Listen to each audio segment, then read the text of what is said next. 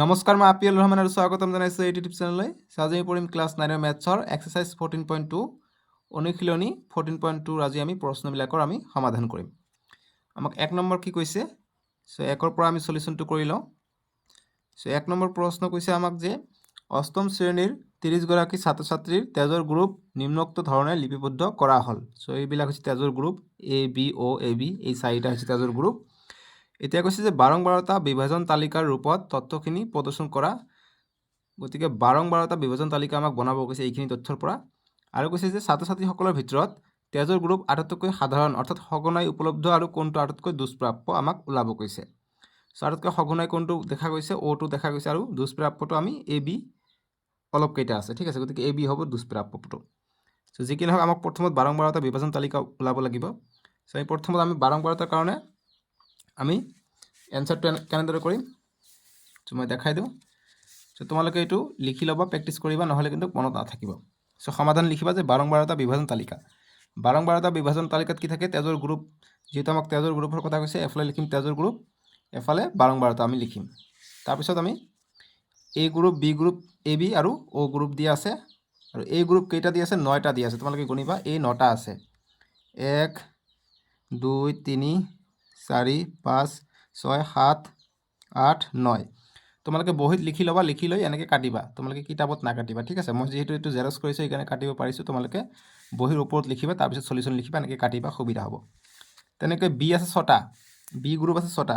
1 2 3 4 5 5 আৰু এটা 6টা। তেনেকৈ এ বি আছে 3টা, এটা 2টা 3টা। আৰু অ' গ্ৰুপ আছে 12টা। গতিকে 1 2 3 4 5 6 7 8 9 10 11 12, এনেকৈ আমি 12টা লগাইছোঁ। মুঠ হৈছে 30জন, ঠিক আছে। গতিকে বাৰংবাৰতা আমি বিভাজন তালিকাটো এনেকৈ লিখিম।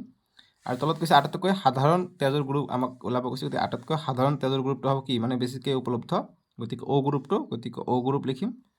আৰু আটাইতকৈ দুষ্প্ৰাপ্য অৰ্থাৎ কমকৈ পোৱা গৈছে, এ বি গ্ৰুপটো আটাইতকৈ কম মানুহৰ আছে, 3জনৰ আছে, গতিকে এ বি হ'ব দুষ্প্ৰাপ্য। গতিকে ইয়াত আমি লিখিম এ বি, ঠিক আছে। এনেকৈ লিখিলে আমাৰ 1 নম্বৰটো সলিউশন হৈ গ'ল। বুজি পালা? এতিয়া আমি 2 নম্বৰ প্ৰশ্নটোৰ আমি এতিয়া সলিউশন কৰিম। 2ৰ সলিউশন আমাক কৈছে যে 40 গৰাকী অভিযন্তাৰ বাসস্থানৰ পৰা তেওঁলোকৰ কৰ্মস্থানৰ দূৰত্ব কিলোমিটাৰত দিয়া আছে, নিম্নোক্ত ধৰণে পোৱা গ'ল। এইবিলাক তথ্য দিয়া আছে। এতিয়া কৈছে যে উপৰোক্ত তথ্যৰ বাবে এখন শ্ৰেণীভুক্ত বাৰংবাৰতা বিভাজন তালিকা প্ৰস্তুত কৰা, যাৰ শ্ৰেণী প্ৰস্তৰ আকাৰ 5 আৰু প্ৰথম শ্ৰেণী অন্তৰালটো হ'ল 0 পৰা 5। 5 অন্তৰ্ভুক্ত নহয়, গতিকে প্ৰথম শ্ৰেণী অন্তৰাল 0 পৰা 5, 5 আমি ইয়াত নধৰিম। নেক্সট 5ৰ পৰা 10 যাব, তাতে ধৰিম, 10টো নধৰিম। তেনেকৈ এই তালিকাকৃতিৰ উপস্থাপনৰ পৰা কি মূল বৈশিষ্ট্য তোমাৰ চকুত পৰিছে এইটো আমাক ওলাব গৈছে। সো তথ্যখিনি তোমালোকে প্ৰথমতে ইয়াত লিখি ল'বা, ঠিক আছে। 5 3 10 20 এনেকৈ চব লিখি ল'বা। লিখি লৈ তাৰপিছত তলত লিখিবা যে আমাক বাৰংবাৰতা বিভাজন তালিকা প্ৰস্তুত কৰিব দিছে। তাৰপিছত লিখিবা যে বাৰংবাৰতা বিভাজন তালিকা আমি প্ৰস্তুত কৰিম, বিভাজন তালিকা, ঠিক আছে। সো বাৰংবাৰতা বিভাজন তালিকাত কি থাকে? শ্ৰেণী অন্তৰাল দিছে, গতিকে শ্ৰেণী অন্তৰাল আৰু বাৰংবাৰতা। সো তোমালোকৰ সুবিধাৰ কাৰণে দাগ চিহ্ন ব্যৱহাৰ কৰিবা, সুবিধা হ'ব। শ্ৰেণী অন্তৰাল তোমালোকে দাগ চিহ্ন দিবা। দাগ চিহ্ন মানে কেনেকৈ দিয়ে মই বুজাই আছোঁ, ৰ'বা। দাগ চিহ্ন দিবা, তাৰপিছত বাৰংবাৰতা লিখিবা, সুবিধা হ'ব। এটা এক্সট্ৰা দিলোঁ। 1 নম্বৰটোত মই দাগ চিহ্ন দিয়া নাই, দাগ চিহ্ন দিব পাৰি, ঠিক আছে। নিদিলে কথা নাই, কিন্তু দিলে সুবিধা, গণাত সুবিধা হ'ব, ঠিক আছে। বাৰংবাৰতা। এতিয়া চাবা, শ্ৰেণী অন্তৰাল কৈছে 0 পৰা 5, তাৰপিছত হ'ব 5ৰ পৰা 10, গতিকে ইয়াত 5তকৈ কম মান ল'ম, ইয়াত 5ৰ পৰা 10তকৈ কম মান ল'ম, এনেকৈ লৈ যাম, ঠিক আছে। 10ৰ পৰা 15, 15ৰ পৰা 20, 20ৰ পৰা 25, এনেকৈ গৈ থাকিব। আটাইতকৈ বেছি মান কি আছে? আটাইতকৈ বেছি মান আছে 32, গতিকে 35লৈকে ল'লে হৈ যাব। 25ৰ পৰা 30 আৰু 30ৰ পৰা 35 লৈ ল'লে হৈ যাব, ঠিক আছে। এনেকৈ বক্স বনাই থৈ দিবা। স্কেলেৰ সহায়ত তোমালোকে আঁকিবা, বক্সবিলাক ধুনীয়া দেখা যাব, ঠিক আছে। এতিয়া যিবিলাক মান দি আছে ইয়াত লিখি ল'বা তোমালোকে, মই কিতাপৰ পৰা দি দিওঁ। গতিকে 0 পৰা 5, 0 পৰা 5 কি হ'ব, কোনটো হ'ব? 0 পৰা 5 3 হ'ব। গতিকে দাগ চিহ্ন আমি 1কে দিওঁ। তাৰপিছত আমি দাগ চিহ্নবোৰ কেনেকৈ লিখোঁ? এটা হ'লে 1, 2 হ'লে 2, 3টা হ'লে 3, 4টা হ'লে 4, 5টা হ'লে 5 নিলিখোঁ। 5টা হ'লে আমি এনেকৈ কাটি দিওঁ, ঠিক আছে। তাৰপিছত 6 হ'লে 6, 7, 8 এনেকৈ যাম। আকৌ 10 হ'ব, এনেকৈ কাটি দিম। 4টাৰ পিছত কাটি দিম, ঠিক আছে। এইটো মনত ৰাখিবা, সেইটো হৈছে দাগ চিহ্ন। চ' এটা পালোঁ, এটা পাইছোঁ, দুটা, 3টা। সেইকাৰণে দাগ চিহ্ন দিয়া হয়। এটাকে কাটিবা আৰু ইয়াত লিখিবা। ইয়াত লিখিলে ইয়াৰ পৰা এনেকৈ কাটিলা হয় আৰু লিখিলা হয়, ঠিক আছে। 3টা হ'ল, 4টা আৰু 2 আছে 5টা। গতিকে 5টা পালোঁ, বাৰম্বাৰ এটা হ'ব 5। ঠিক একেদৰে তোমালোকে 5ৰ পৰা 10লৈকে চাবা, তোমালোকে 11টা পাবা, ঠিক আছে। গতিকে দাগ চিহ্ন হ'ব 5, 10, 11। তাৰপিছত 10ৰ পৰা 15লৈকে গণিবা, তোমালোকে ইয়াতো 11টা পাবা, ঠিক আছে। মই আৰু গণি নিদিওঁ, সময় নষ্ট হ'ব। তোমালোকে গণিবা, 10ৰ পৰা 15ৰ ভিতৰত চাবা, 10ৰ পৰা 15ত 11টা পাবা। 1, 2, 2, 2, 3, 3, 3, 4, 5, 5, 5, 5, 5, 5, 5, 5, 5, 6, 6, 6, 6, 7, 8, 9, 9, 9। গতিকে 10ৰ পৰা 15 কৈছে, 15টো ল'ব নোৱাৰি, 15তকৈ কম ল'ব লাগিব, ঠিক আছে। গতিকে ইয়াত আমি 11টা পাইছোঁ বুলি মই কৈছোঁ। 11টা তোমালোকে চোৱা, পাইছোঁ নে নাই? এটা, তাৰপিছত এটা, দুটা, তিনিটা, 4টা। এইবিলাক খুব সাৱধানে কৰিব লাগিব, নহ'লে ভুল হৈ যাব। 4টা, 5টা, 6টা, 7টা, 8টা, 9টা, 10টা আৰু 11টা, ঠিক আছে। এনেকৈ পাবা। আকৌ 15ৰ পৰা 20ৰ ভিতৰত তোমালোকে পাবা কিমানটা? 7টা পাবা, ঠিক আছে। 7টা তথ্য আছে। 20ৰ পৰা 25লৈকে তোমালোকে ঠিক একেদৰে এটা পাবা। 25ৰ পৰা 30লৈকে তোমালোকে এটা পাবা। আৰু 30ৰ পৰা 32ৰ ভিতৰত তোমালোকে 2টা পাবা, ঠিক আছে। গতিকে 2টা পাবা। গতিকে মুঠ গণি চাবা, যদি অংকটোত ভুল হোৱা নাই তোমালোকে মুঠ গণিবা। ইয়াত যিমানজন ক'ব সিমানজনে হ'ব। 40গৰাকী কৈছে, এইখিনি যোগ কৰিবা, 40 পাবা। যেতিয়া 40 পাবা তেতিয়া ক'বা এইটো শুদ্ধ হৈছে, ঠিক আছে। 40টো ইয়াত হ'ব। বাছ এইখিনি হৈছে মুঠ, ঠিক আছে। এনেকৈ আমাক কৰিব লাগে, বুজি পাইছানে? এতিয়া আমাক কি কৈছে যে উপৰোক্ত তালিকাৰ পৰা এইটো হ'ল এতিয়া মূল বৈশিষ্ট্য কি আমাক ওলাব কৈছে। কিন্তু মূল বৈশিষ্ট্য আমি দেখা পাইছোঁ কি, এইবিলাক কিলোমিটাৰত আছিলে। ছাইডত তোমালোকে ব্ৰেকেটত কিলোমিটাৰত লিখিব পাৰা, যিহেতু আমি km, যিহেতু আমাক কিলোমিটাৰত দিছে এইবিলাক, তোমালোকে ব্ৰেকেটত যদি km বুলিও লিখা, শ্ৰেণী অন্তৰাল কিলোমিটাৰত আছে, তথাপিও হ'ব। নিলিখিলেও কথা নাই kmটো। লিখিবা যে ওপৰত তালিকাৰ পৰা কি মূল বৈশিষ্ট্য পাইছোঁ সেইটো আমাক লিখিব লাগে। গতিকে লিখিবা অতএব ওপৰৰ, যিকোনো লিখিব পাৰা, ওপৰৰ তালিকাৰ পৰা আমি দেখা পাইছোঁ যে 30ৰ পৰা 35 কিলোমিটাৰ ভিতৰত অভিযন্তাৰ ঘৰ কেইজন আছে? 2জনৰ আছে, ঠিক আছে।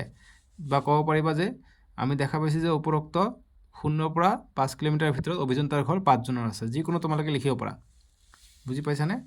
তোমালোকৰ ওপৰত কথা। গতিকে ওপৰৰ তালিকাৰ পৰা দেখা পাইছোঁ, বা ওপৰৰ তালিকাৰ পৰা মূল বৈশিষ্ট্য যিহেতু কৈছে, গতিকে লিখিম যে মূল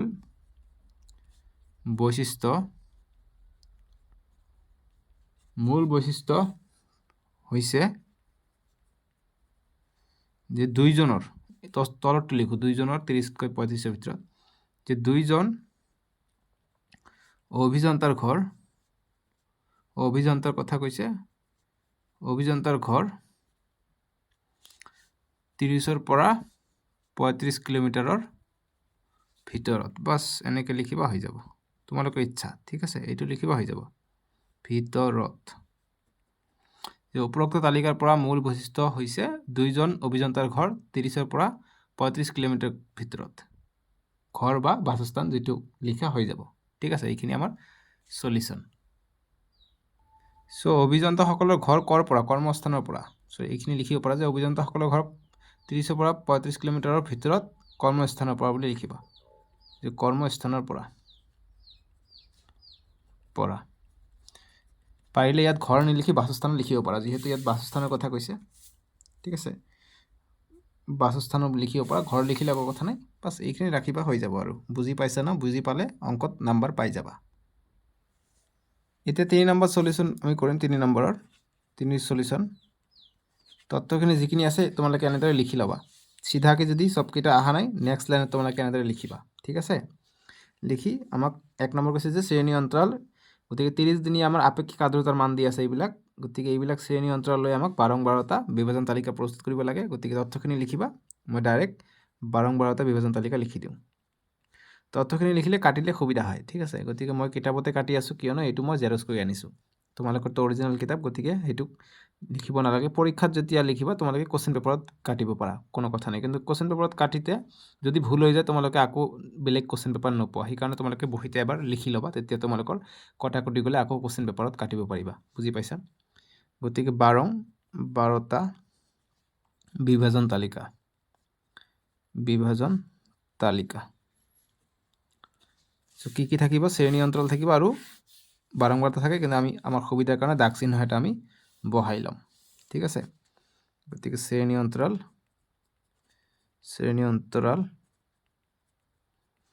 দাগ চিহ্ন আৰু 12টা। সো শ্ৰেণী অন্তৰাল কি 84 পৰা 86, গতিকে আটাইতকৈ কম আছে 84.9 আৰু আটাইতকৈ বেছি আছে 99.2 আছে, আটাইতকৈ বেছি। সো গতিকে 100ৰ ভিতৰত ল'লে হৈ যাব। সো আমি 84ৰ পৰা আৰম্ভ হৈ 86 2কে যাব শ্ৰেণী দৈৰ্ঘ্য। 86ৰ পৰা 88, 88ৰ পৰা 90 হ'ব, 90ৰ পৰা 92, 92ৰ পৰা 94, 94ৰ পৰা 96, 96ৰ পৰা 98 আৰু 98ৰ পৰা 100। এতিয়া আমি দাগ দি ল'ম।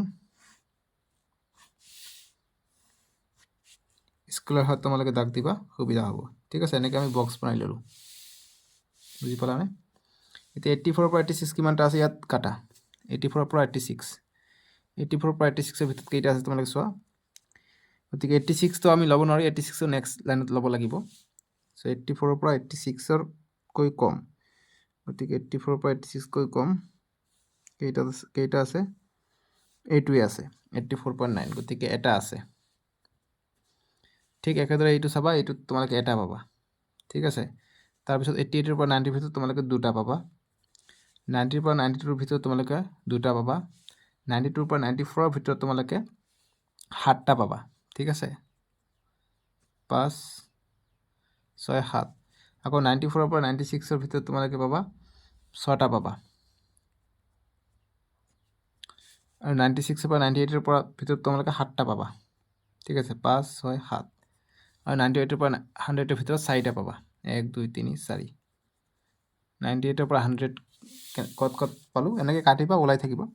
গতিকে 98 to 100 4টা কেনেকৈ? 1, 2, 3টা আৰু 98.3 4টা পালোঁ। ঠিক আছে, এনেকৈ কাটিবা, চব কাটি কাটি গৈ থাকিলে আমি বস্তুখিনি ওলাই পৰিব। এতিয়া মুঠ লিখিম। মুঠ কিমানটা পালোঁ? মুঠ সবকেইটা গণিবা। 4, 6, 13, 13, 6, 19, 19, 26, 26, 4, 30। গতিকে 30টাই পালোঁ। গতিকে আমাৰ অংক ঠিকে আছে, গতিকে 30টাই আছে। ঠিক আছে, গতিকে এইটো হৈছে আমাৰ বিভাজন তালিকাটো। এতিয়া 2 নম্বৰ প্ৰশ্ন কি কৈছে তোমালোকে চোৱা, যে তথ্যখিনিৰ বিস্তাৰ অৰ্থাৎ পৰিসৰ কি? গতিকে পৰিসৰ কি হয়? 2 নম্বৰ প্ৰশ্ন এটা দিছে যে এই তথ্যখিনিয়ে কোন মাহ আৰু ঋতু নিৰ্দেশ কৰে। গতিকে যিহেতু আৰ্দ্ৰতাটো আমি দেখা পাইছোঁ যে আৰ্দ্ৰতা 90ৰ পৰা 100ৰ ভিতৰত বেছি আছে, গতিকে এইটো বাৰিষা কালৰ কাৰণে আৰ্দ্ৰতা হ'ব। ঠিক আছে, গতিকে কোনটো ঋতু নিৰ্দেশ কৰে? কোনটো মাহ বা ঋতু? ঋতু হৈছে বাৰিষা কাল, মাহ হ'ব তোমালোকৰ জুন জুলাই। ঠিক আছে, সো লিখিবা 2 নম্বৰ, যিহেতু আপেক্ষিক আৰ্দ্ৰতা, এইবিলাক তথ্যবিলাক আপেক্ষিক আৰ্দ্ৰতাৰ তথ্য দিয়া আছে। গতিকে যেহেতু আপেক্ষিক আৰ্দ্ৰতা পৰিমাণ বেছি, 100ৰ ওচৰা ওচৰি, লাহে লাহে যিমানে বাঢ়িছে সিমানে বাঢ়ি গৈ আছে আপেক্ষিক আৰ্দ্ৰতা। গতিকে আপেক্ষিক আৰ্দ্ৰতাৰ পৰিমাণ বেছি, গতিকে এইটো কোন মাহ নিৰ্দেশ কৰে? মাহ বা ঋতু যে বাৰিষা কাল। গতিকে ই এটা দিবা যে গতিকে ই বাৰিষা কাল নিৰ্দেশ কৰে বাৰিষা কালত আৰ্দ্ৰতাটো বেছি থাকে 100ৰ ওচৰা-পাচলি থাকে ঠিক আছে সো এইখিনি কৰিবা 2 নম্বৰটো সলিউশন হৈ গ'ল এতিয়া 3 নম্বৰ পৰিসৰ ওলাব কৈছে পৰিসৰটো কি হয় ডাঙৰ মানৰ পৰা সৰু মান বিয়োগ কৰিব লাগে গতিকে অতএব পৰিসৰ আমাক কি কৈছে পৰিসৰ কৈছে নেকি বিস্তাৰ বা বিস্তাৰ পৰিসৰ একে কথা গতিকে এমসিৰ কাৰণে আহে কেতিয়াবা গতিকে অতএব পৰিসৰ ইকুৱেল আটাইতকৈ বেছি মান কি আছিলে 99.2 গতিকে 99.2 বিয়োগ আটাইতকৈ কম মান হৈছে 84.9 এইটো বিয়োগ কৰি দিলে হৈ যাব এক ধাৰ কৰিলে 12 12ৰ পৰা 9 গ'লে কিমান হৈ যায় 12ৰ পৰা 9 গ'লে 3 দশমিক ইয়াত থাকিলে 8 8ৰ পৰা 4 গ'লে 4 9ৰ পৰা 8 গ'লে 1 গতিকে 14.3 হ'ব আমাৰ পৰিসৰ বা বিস্তাৰটো বাস এইটোৱে সলিউশন বুজি পালা এতিয়া 4 নম্বৰ প্ৰশ্ন দিছে আমি 4 নম্বৰটো সলিউশন কৰিম 4 নম্বৰ কৈছে আমাক যে আসন্ন সেন্টিমিটাৰত 50 গৰাকী ছাত্ৰ-ছাত্ৰীৰ উচ্চতা তলত উল্লেখ কৰা ধৰণে পোৱা গ'লে এইবিলাক ছাত্ৰ-ছাত্ৰীৰ উচ্চতা দিছে ছাত্ৰৰ উচ্চতা দিছে অকল এতিয়া 1 নম্বৰ কৈছে যে ইমানখিনি অন্তৰাল লৈ উপৰোক্ত তথ্যখিনি এখন শ্ৰেণীভুক্ত বাৰংবাৰতা বিভাজন তালিকা সজোৱাব কৈছে আৰু 2 নম্বৰ তালিকাৰ পৰা তেওঁলোকৰ উচ্চতা সম্পৰ্কে কেনে ধৰণৰ সিদ্ধান্তত উপনীত হ'ব গতিকে আমি প্ৰথমত বিভাজন তালিকাটো চাই লওঁ তাৰ পিছত আমি কি সিদ্ধান্তত উপনীত হ'ব পাৰো আমি নিশ্চয়কৈ চাব পাৰিম সো আমি দেখা পাইছো 160 পৰা 165 দিছে কিন্তু আমি দেখা পাইছো ইয়াত 150 154 আছে গতিকে আটাইতকৈ কম মানটো আছে 150 অৰ্থাৎ 150 ৰ পৰা আমাক ল'ব লাগিব শ্ৰেণী অন্তৰালটো আৰু আটাইতকৈ বেছি মানটো আছে 173 ইয়াতকৈ আৰু বেছি নাই গতিকে আটাইতকৈ বেছি 175 লৈকে ল'লে হৈ যাব সো গতিকে লিখিম তথ্যখিনি আগত সেম টু সেম তোমালোকে উঠাই ল'বা বহি তাৰপিছত লিখিবা যে বাৰংবাৰতা বিভাজন তালিকা ঠিক আছে প্ৰথমত কি হ'ব শ্ৰেণী অন্তৰাল হ'ব শ্ৰেণী অন্তৰাল তাৰপৰ কি আহিব দাগ চিহ্ন পিছত বাৰংবাৰতা আহে বাৰংবাৰতা ঠিক আছে এতিয়া আমি 150 পৰা আৰম্ভ কৰিব লাগিব যেহেতু 150 আছে লোয়েষ্ট মানটো 150 পৰা 155 5কে ভাগ খাই আছে শ্ৰেণী গতিকে 150 পৰা 160 পৰা 165 165 পৰা 170 আৰু 170 পৰা 175 পাস হৈ গ'ল আৰু নালাগে ঠিক আছে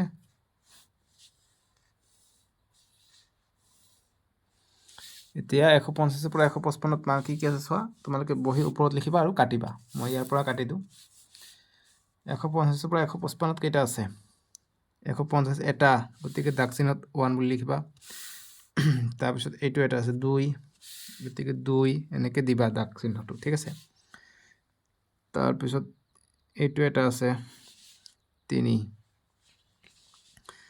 তাৰ পিছত এইটো এটা দুটা আছে 4টা হল 5টা হল নেক্সট 154 এইটো এটা আছে ঠিক আছে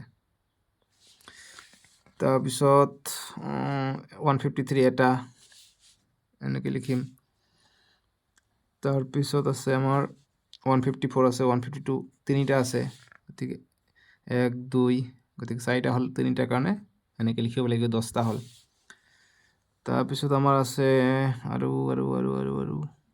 153 এটা আছে 154 দুটা আছে আৰু ঠিক আছে গতিকে আৰু দুটা আছে আৰু নাই গতিকে টোটাল 12টা পালো এনেকৈ আমাক কাটিব লাগিব আৰু গণি যাব লাগিব ঠিক আছে সো এনেকৈ কৰিলে তোমালোকে 155 পৰা 160 ভিতৰত ইয়াত 9টা পাবা ঠিক আছে ইয়াত 160 পৰা 165 তোমালোকে পাবা 14টা গতিকে 5 10 4 14 165 পৰা 170 তোমালোকে পাবা 10টা গতিকে 5 5 10 170 পৰা 175 তোমালোকে পাবা 5টা ঠিক আছে গণিবা তোমালোকে এনেকৈ কাটি যাবা ওলাই পৰিব সববিলাক বুজি পাইছা না যেনেকুৱা 170 পৰা 175 5টা কেনেকৈ আছে 170 পৰা 175 170 পৰা 175 এটা আছে এটা 170 পৰা 175, দুটা, তিনিটা, চাৰিটা, পাঁচটা, এই পাঁচটা আছে 170 পৰা 175 লাষ্টত।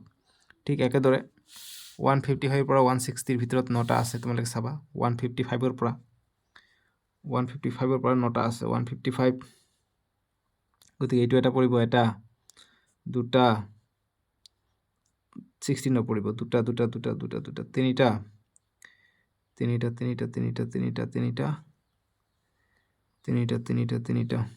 এনেকৈ বিচাৰিব লাগিব। তিনিটা, চাৰিটা, পাঁচটা, ছটা, এনেকৈ কাটিলে আমাৰ গম পাই যাওঁ। ছটা, সাতটা, আঠটা, নটা আছে, দেখিছা? 155 পৰা 160 9টা আছে। এনেকৈ গণিবা, ওলাই পৰিব ধুনীয়াকৈ। আৰু মুঠ লিখিবা, মুঠটো গণিবা কিমান হ'ল? 12 আৰু 9 21, 21 আৰু 10 31, 31 আৰু 5 36, 36 আৰু 14 কিমান হৈ যায়? 50। বাছ হৈ গ'ল আমাৰ শুদ্ধ। ঠিক আছে, এতিয়া উপৰোক্ত তালিকাৰ পৰা আমি উচ্চতা সম্পৰ্কে কি আলোচনা কৰিব পাৰোঁ? দেখা পাইছোঁ যে এইবিলাক চেণ্টিমিটাৰত দিয়া আছিলে, উচ্চতাবিলাক চেণ্টিমিটাৰত আছে। চ' দেখা পাইছোঁ যে আটাইতকৈ বেছি 160 পৰা 165 ভিতৰত আটাইতকৈ বেছি 14 জনৰ উচ্চতা আছে। গতিকে এইটো লিখিব পাৰোঁ, নহ'লে লিখিব পাৰোঁ যে 150 চেণ্টিমিটাৰৰ পৰা 155 চেণ্টিমিটাৰ ভিতৰত ল'ৰাৰ সংখ্যা বা ছাত্ৰৰ সংখ্যা 12 জন, এনেকৈ দিব পাৰি তোমালোকৰ ইচ্ছামতে। ঠিক আছে, গতিকে লিখিবা 2 নম্বৰটো সমাধান যে ওপৰৰ পৰা দেখা গ'ল, আমাক প্ৰশ্নত সুধিছে যে উচ্চতা সম্পৰ্কে কেনেদৰে সিদ্ধান্তত উপনীত হ'বা। গতিকে আমি লিখিম যে ওপৰৰ পৰা দেখা গ'ল যে, এইটো লিখি দিওঁ 170 চেণ্টিমিটাৰ বা তাতকৈ বেছি ছাত্ৰৰ সংখ্যা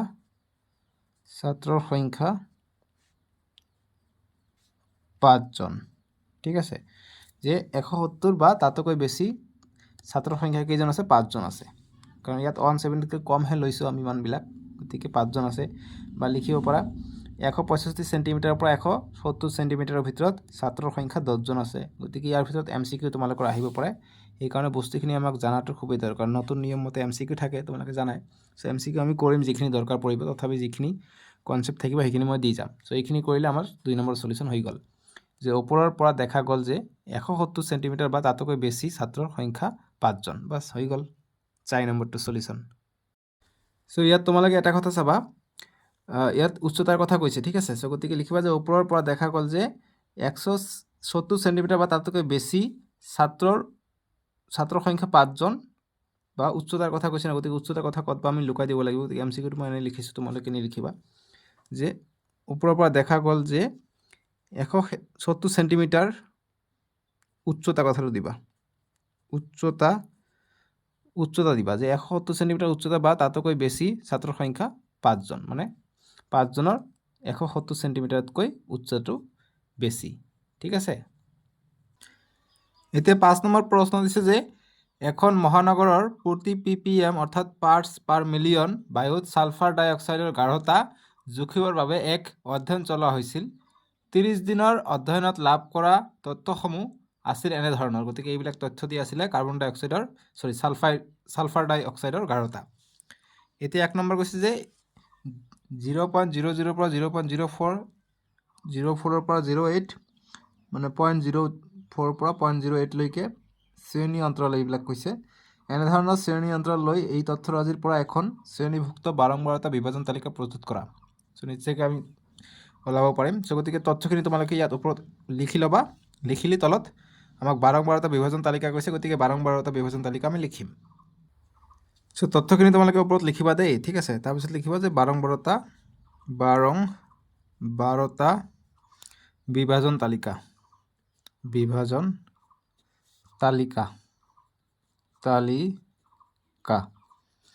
এতিয়া আমি বাৰম্বাৰতাত কি শ্ৰেণী অন্তৰাল বা ছালফাৰ ডাই অক্সাইডৰ গাঢ়তা বুলি লিখিব পৰা, তাৰপিছত দাগ চিহ্ন, তাৰপিছত বাৰম্বাৰতা আমি পাই যাম। গতিকে শ্ৰেণী অন্তৰাল লিখি দিওঁ শ্ৰেণী অন্তৰাল সহজ হয় লিখোঁতে আৰু চবৰ কাৰণে শ্ৰেণী অন্তৰাল লিখিলে হৈ যায় ল এটা হা শ্ৰেণী অন্তৰাল ইয়াত হ'ব দাগ চিহ্ন ইয়াত হ'ব 12টা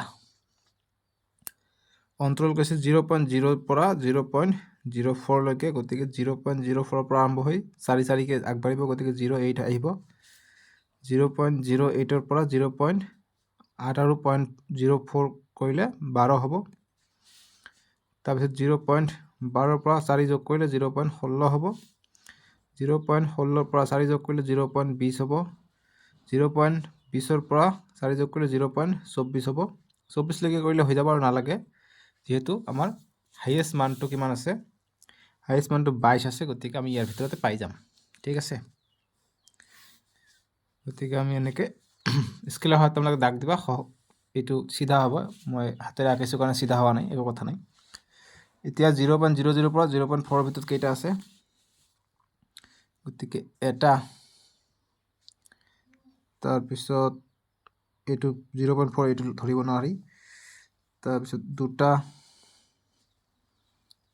তাৰপিছত এইটো এটা আছে তিনিটা এইটো এটা চাৰিটা এইটো এটা 0.04 ধৰিব নোৱাৰি এইটো ধৰিব নোৱাৰি এইটো ইয়াৰ নালাগে গতিকে চাৰিটা আছে গতিকে চাৰিটা এতিয়া 0.4 পৰা 0.04 পৰা 0.08 গতিকে 0.04 পৰা 0.08 গতিকে এটা দুটা তিনিটা চাৰিটা পাঁচটা ছটা সাতটা আঠটা এইটো এটা নটা গতিকে নটা পাই গ'লোঁ ঠিক আছে এতিয়া 0.08 পৰা 0.12 লৈকে কেইটা আছে 8 পৰা 12 গতিকে 1 2 3 4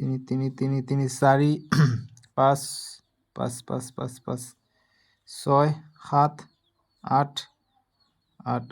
9টা আছে ইয়াতো গতিকে ইয়াতো 9টা আছে 1 2 3 4 5 6 7 8 9 এতিয়া 12 পৰা 16 লৈকে কেইটা আছে 12 পৰা 16 লৈকে আছে এটা দুটাই আছে গতিকে দুটা আছে 12 পৰা 16 লৈ 16 পৰা 20 লৈ এটা দুটা তিনিটা আছে তিনিটা আৰু আছে নেকি 20 লৈ গৈছে না তিনিটা আছে এবাৰ ভুল কৰিলোঁ নেকি 16 পৰা 20 লৈ হ'ব এটা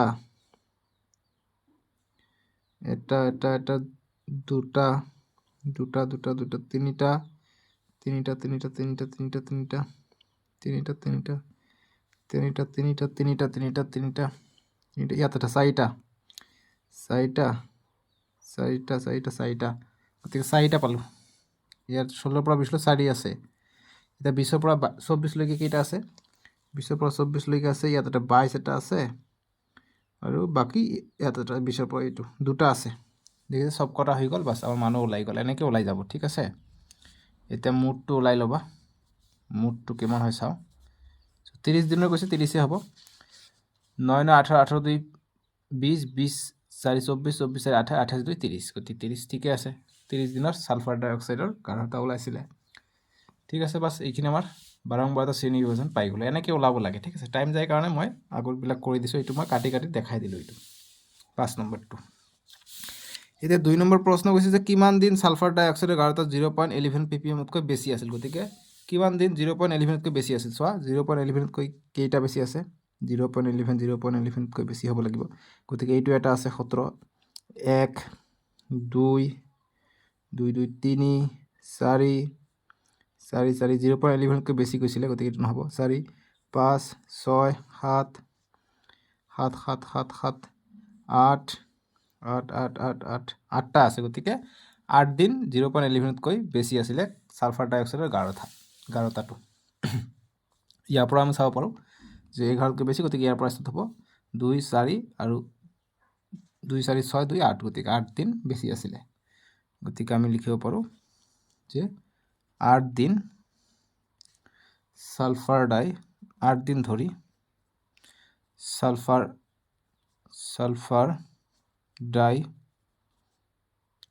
ডাই অক্সাইডৰ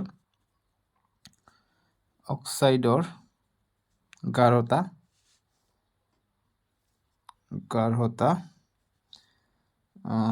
0.11 ppmতকৈ বেছি আছিল বাস এইবিলাক সহজ অংক ঠিক আছে কিন্তু পৰীক্ষাত আহে 4 নম্বৰকে থাকে সো এইখিনি লিখিবা হৈ যাব সো তোমালোকৰ প্ৰশ্ন চাবা সালফাৰ ডাইঅক্সাইড আছে ইয়াত ঠিক আছে সালফাৰ ডাইঅক্সাইড আছে মই ইয়াত ডাইঅক্সাইড বুলি দিছো এইটো ঠিক কৰি ল'বা সালফাৰ ডাইকাৰ্বন অন্তস্তীয় ঠিক আছে এইটো নহব ডাইঅক্সাইড গতিকে প্ৰশ্নৰ পৰা তোমালোকে সেইকাৰণে চাবা মোৰ স্পেলিং যদি ভুল থাকে প্ৰশ্নৰ পৰা ঠিক কৰি ল'বা সালফাৰ ডাইঅক্সাইডৰ গাঢ়তা 0.11 ppmতকৈ বেছি আছিল 8 দিন ধৰি ঠিক আছে ডাইঅক্সাইড নহব ডাইঅক্সাইড কেনেকুৱা ধৰণৰ স্পেলিং না ডাইঅক্সাইড যদি যেনেকুৱা থাকে তেনেকুৱা লিখিবা নো প্ৰব্লেম যদি ডাইঅক্সাইডো লিখা তথাপি নম্বৰ পাবা সেইটোলৈ কথা নাই এতিয়া তোমালোকৰ এটোত 9টা অংক আছে 6 7 8 9 লৈকে কৰিম ডেসক্ৰিপচনত দিয়া আছে নহলে স্ক্ৰিনত উঠিব তাতে ক্লিক কৰি চাব পাৰিবা ঠিক আছে সহজে লিখি আহো দিয়ক বাই বাই টেক কেয়াৰ